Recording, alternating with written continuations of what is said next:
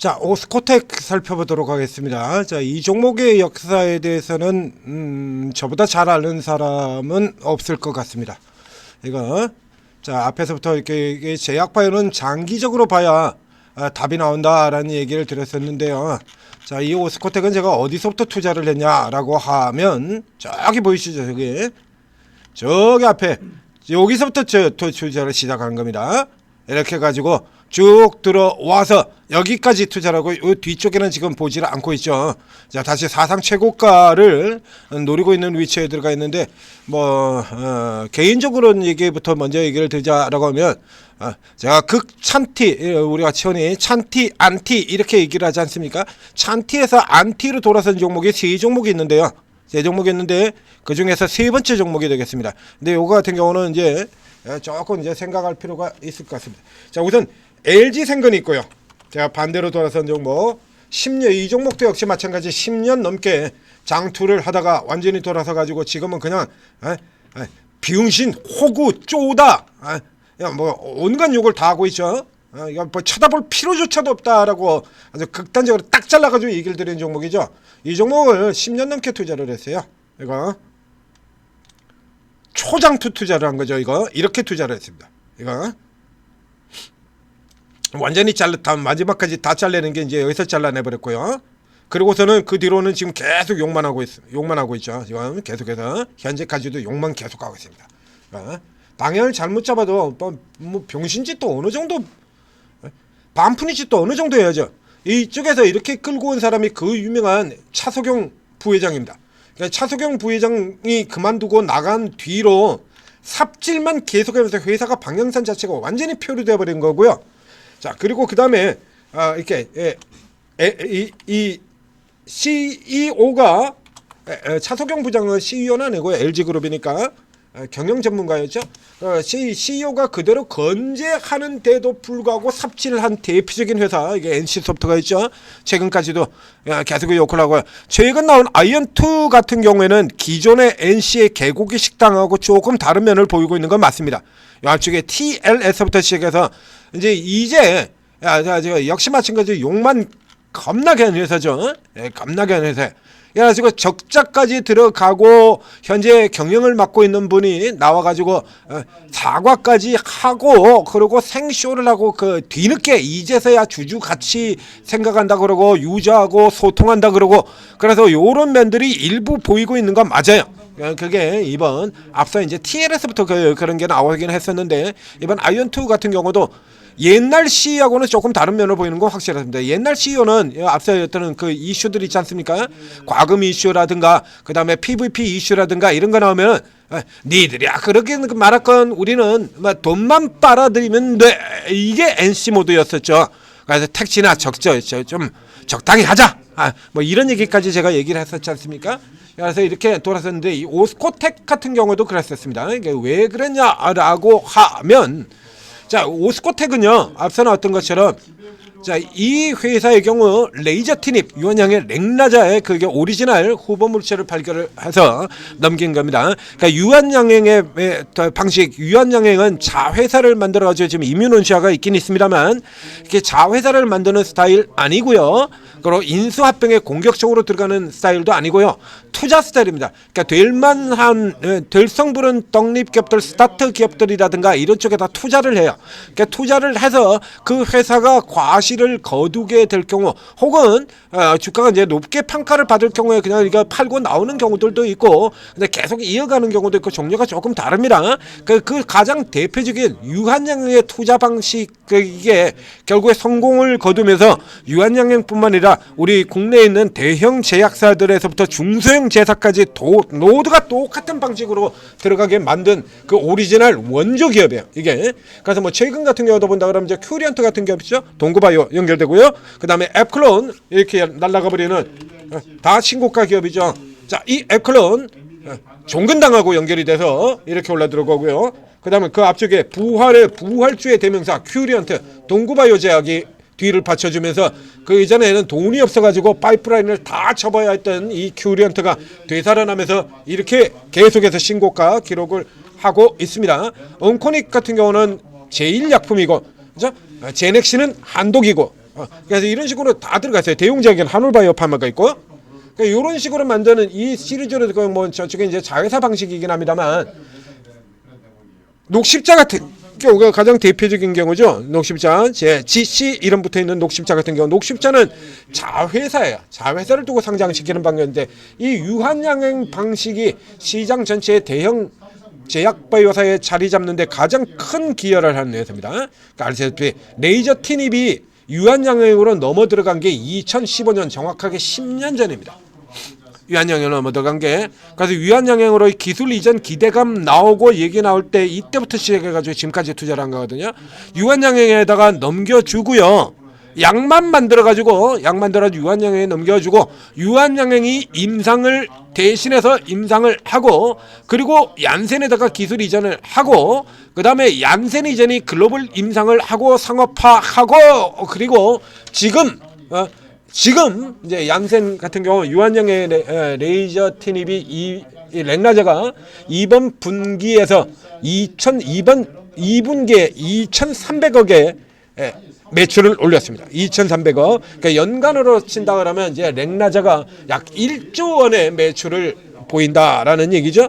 렉나자가. 그러면 뭐 유한양행 경우도 그걸 많이 받겠습니다만, 제가 처음부터 유한양행 대신에 이 오스코텍을 추천을 드렸던 이유가 뭐냐라고 하면, 이게 자 1조 4천억짜리 기술 이전이 터진 거예요. 렉나자에 들어간 게 얀센으로 넘어 들어간 게 1조 4천억짜리가 터진 건데, 자 1조 4천억의 배분 비율이 어떻게 되냐라고 하면 유한양이 60을 먹고 오스코텍이 40을 먹는 겁니다.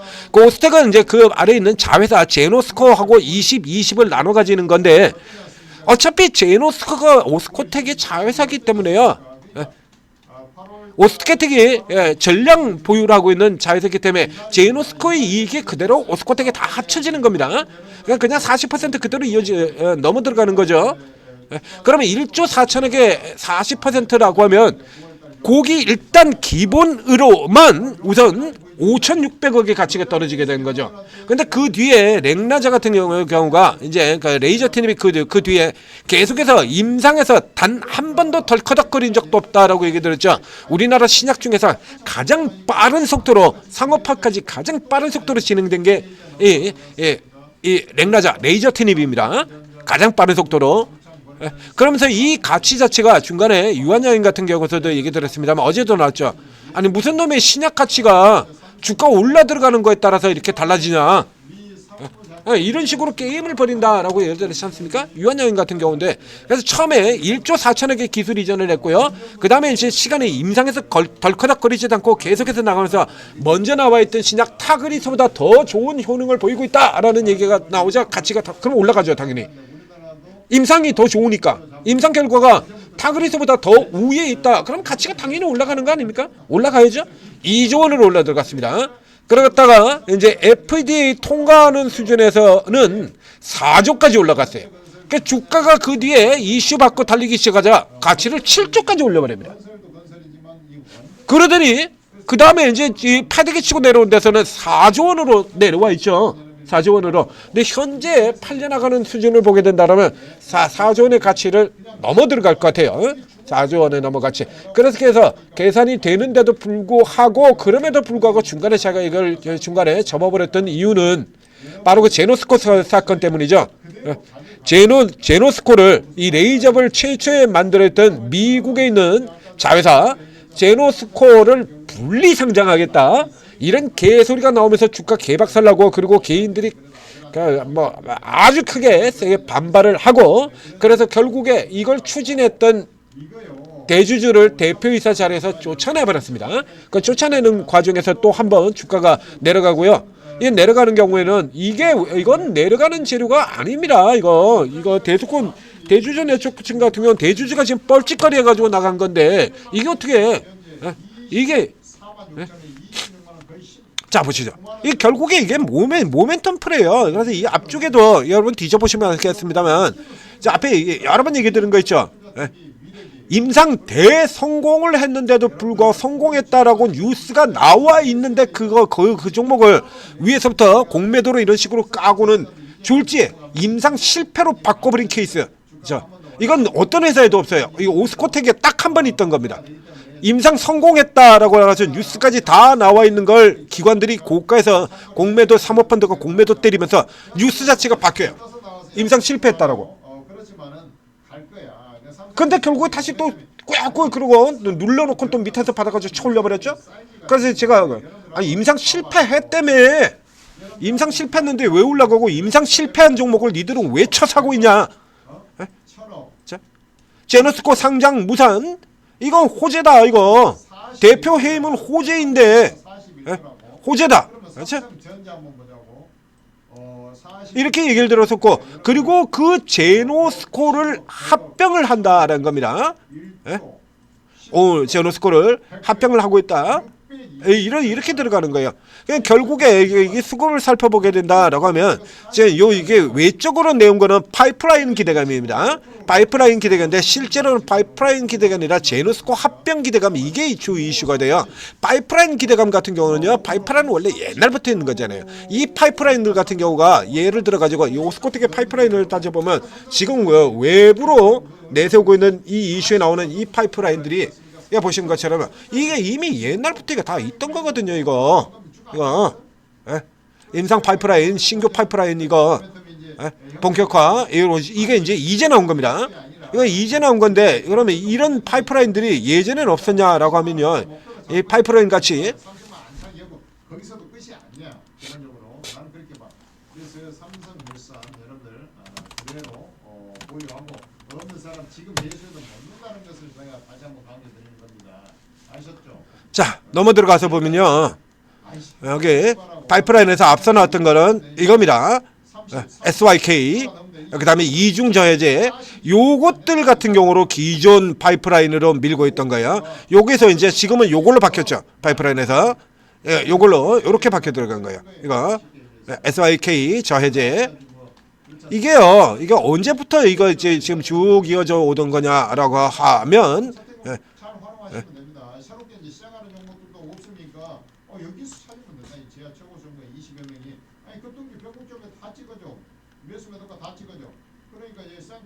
야, 일주일 전에도 또 나오죠? 이거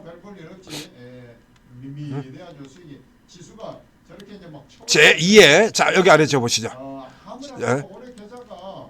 랭라자 기술 요 돈 들어온 거 가지고 제2의 파이프라인을 만든다. 제가 방금 전에 나왔던 거 그런 것들이잖아요. 여기 고형암 치료제 여기도 있고요.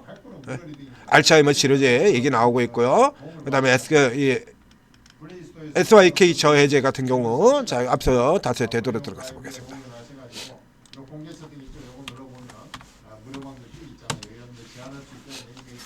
이런 거 앞에 이미 이렇게 저 앞에서부터 계속 있었어요. 이런 거다. 이게 이런 식으로 이해가서 중간에 조금 안 좋은 이슈도 한번 나오고 그랬었죠. 방금 나오는 것처럼 이게 CEO 리스크예요. 이거 CEO 리스크가 하고, 그 다음에 파이프라인 기대하고, 그 다음에 이거 제노스코 합병하고요. 그래서 제노스코를 분리 상장하겠다 할 때 개패대기, 그 다음에 제노스코 합병 기대감 올리는 거 이거죠. 이렇게 모멘텀 들어오면 미친 듯이 사는 거고요. 이 애들이 옛날 같은 경우는 무슨 짓들을 했냐라고 하면,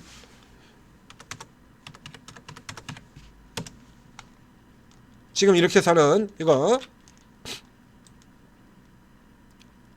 이런 식의 플레이를 보는 겁니다. 못 죽여서 지금까지 계속해서 못 죽여서 안달 이런 식으로 까고 이런 식으로 계속 가지 않습니까? 작년 같은 경우도 보면 미친 듯이 가죠. 저 앞에서부터 계속 그래 왔습니다. 이랬다가 일시적으로 정말 앞서 나왔던 그 랭라저 모멘텀 같은 거 그런 거 있지 않습니까? 이제 그래가지고 이제 이렇게 첫 눌러가지고 개인들 다 너가웃 시켜버리고 난 다음에 그 다음에 모멘텀 들어올 땐 또 이렇게 당겨가지고 다 헤쳐먹고, 그 앞쪽에서도 나왔던 그 임상 실패 이슈 있죠. 임상 실패 여기서 나왔던 건데요. 임상 멀쩡하게 잘 성공한 걸 갖다가 실패로 둔갑을 시키면서 개박살을 내고, 이 뒤에 보세요. 이쪽에서 이게 수급 살펴보시게 되면 이쪽 기간 같은데 수급 살펴보시면요, 이래가지고 다 떨어뜨려가지고 작사를 내놓고 그리고 밑에서 쫙 받아 들어가는 뭐 실리콘투라든가 현대로템이라든가 이런 종목에서 나왔던 그런 수급의 전형적인 플레이를 보였던 게 바로 이 오스코텍이 되겠습니다. 그 현재 같은 경우는 앞쪽에도 이제 인벤티지를 들다 보니까 생각이 나가지고 이 종목이 나왔던 건데요. 자, 이 종목이 지금 사상 최고까지 다시 근접하는 현재 2조 4천억입니다. 2조 4천억. 그럼 주가를 4분의 1 토막 내보죠. 6천억 수준으로 반 나눠보게 된다라고 하면 15,000원, 16,000원,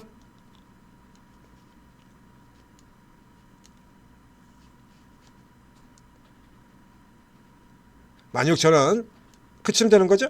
그게 지금 2018년 19년 여기 저점 여기 이 가격이에요. 이거 시가총액 6천억 수준이었던 게 이쪽에 지금 이 가격선이잖아요.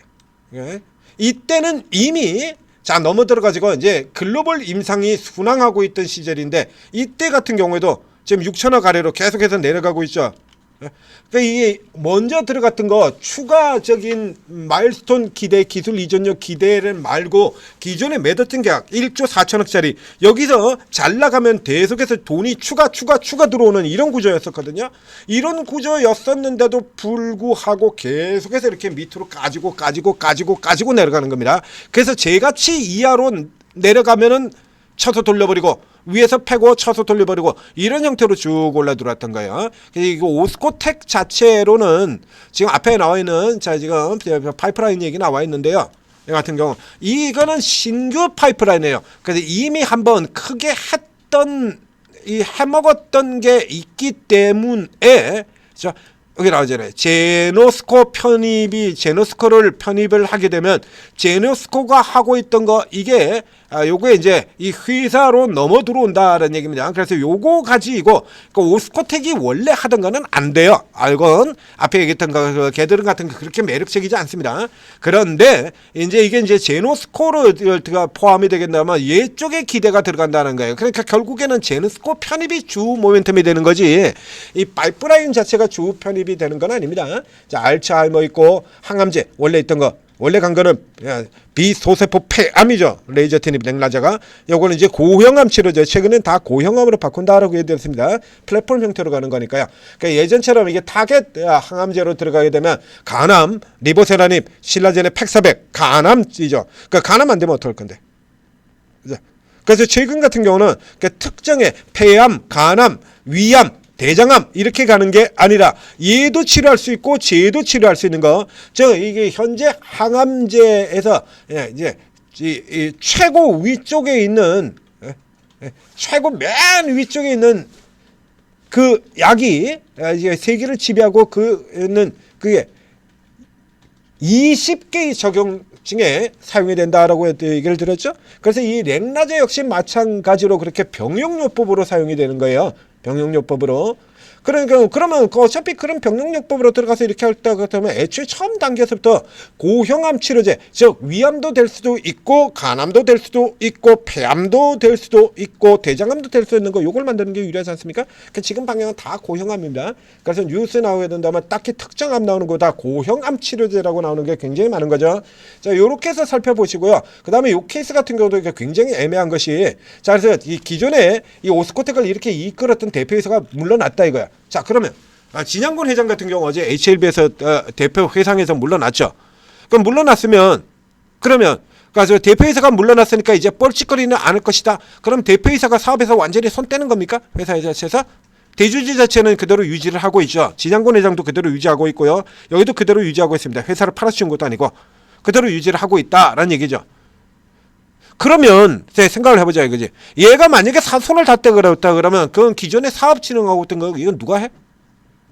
그 회장은 진짜로 손을 뗐을까요?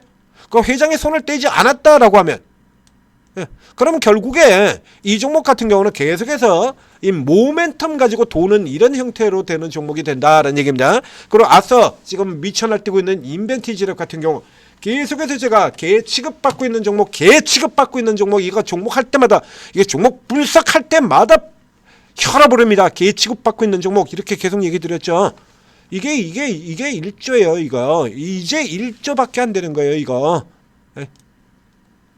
제약바 이거 원래 그래요. 이게 이제 1조야. D&D 파마틱이 4조고 올릭스가 3조인데, 얘 이제 1조밖에 안 되는 겁니다.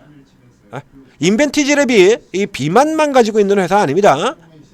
베링거 인게노하고 그거 하나만 하는 회사 아니고요.